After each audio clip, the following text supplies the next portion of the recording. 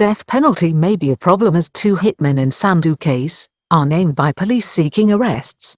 In the course of last week's intensive investigation, which saw up to 20 police teams in Phuket led by the National Police Commissioner General Suwat Jang probe every aspect of the gangland hit, a Russian man was also taken into custody who is believed to have planted a GPS tracking device on the Indian victim's car prior to the murder. Thai police have released the identities of two Canadian citizens against whom they are seeking to have Interpol arrest warrants issued in respect of charges relating to the killing of 32-year-old Indian crime world figure Jimmy Sandhu on Friday night last, the 4th of February. The next challenge facing officers in charge of prosecuting the case against the two suspected hitmen, both former soldiers, is Canada's extradition laws, and a significant Supreme Court ruling in 2001 which prohibits the extradition of Canadian nationals to any country or territory where the death penalty is an option available to the courts. Passport details of the two suspects, who are the subject of arrest warrants issued on Friday by the provincial court in Phuket. Both are 36 years old and former armed forces members. The Royal Thai Police, led by National Police Commissioner General Suwat Jang Centre, who has personally led the investigation into the gangland hit on the 4th of February last in the Roy Beach area of Phuket, is now seeking Interpol Red Notice arrest warrants, as the next step to have both men extradited to Thailand to face charges before the courts here. Thai police have released the names of the two suspected hitmen, who cold-bloodedly gunned down Indian gangster Jimmy Sandhu on the 4th of February last, just outside his luxury rented villa in the Roy Beach area of Phuket. Both men are Canadian, 36 years of age and are believed to be former soldiers. They are Jean Carl Rockamp and Matthew Leandre Ovid Dupre. Arrest warrants were issued by Phuket Provincial Court in Phuket on Friday after police submitted applications for the arrest of two Canadian men. It is understood that the Provincial Court in Phuket on Friday approved two warrants for the arrest of the suspects on charges of illegal possession and use of firearms, carrying forearms in public without justifiable urgency and conspiracy to murder. Royal Thai police officers are now in communication with their counterparts in Canada and the international police agency Interpol, as they seek to have international arrest warrants issued for the pair so that they can be returned to Thailand to face justice. Police Commissioner agreed to the release of the suspects' identities as moves are underway for Interpol Red Notice warrants across 195 countries.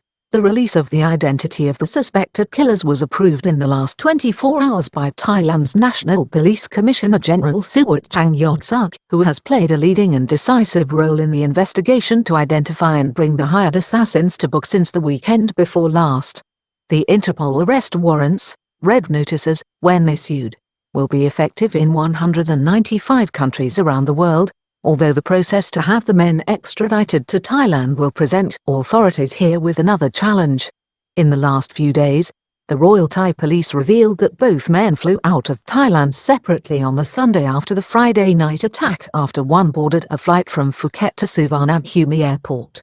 Another was seen, in photos released by police, arriving at the airport by taxi for his flight. Family of victim fly in to collect his remains. It comes with reports that the family of 32-year-old Jimmy Sandhu, a crime figure active in both India and the Vancouver metro area of Canada where he is understood to have taken part in a violent and lethal feud or gangland war between two rival drug gangs there, are preparing to fly into Thailand to reclaim his body.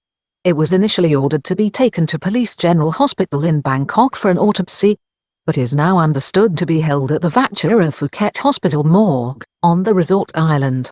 Police are believed to have built a very strong case against the two suspects, believed to be hired hitmen who disposed of their weapons minutes after they gunned down their quarry on the beach in Roy opposite a derelict seafront property.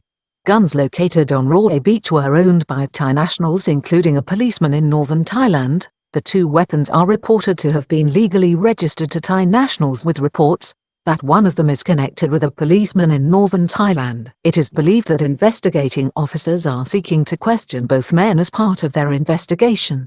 The victim of what is now known to have been an international gangland hit, Mr. Sandhu, had been staying in Thailand since his arrival on the 27th of December last as a tourist and used the name Mandeep Singh, for which he had a false passport and other identification documents. Phuket tourist murder on Friday night was an international gangland hit on a known drug player, notorious former BC gangster shot to death in Thailand.